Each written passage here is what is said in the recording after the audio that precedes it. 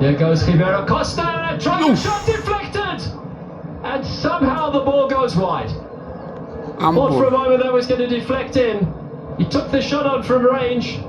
And now Sundowns not wasting any time, taking the corner quickly. Whipping the ball into the box, the header hits in! And the flag stays down! And Sundowns have found an equaliser. He's been on the field for 2 minutes.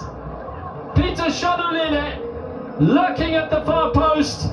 And he finds the net. What an inspirational substitution from Cardoso. Sundowns have a lifeline in the DRC. It's taken them a very long time to get level in this match.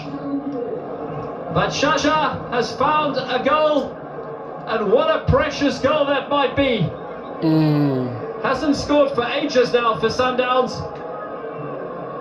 You can see the supply from Mokoena whipping it into the box, and he finds himself unmarked. The flag somehow stays down.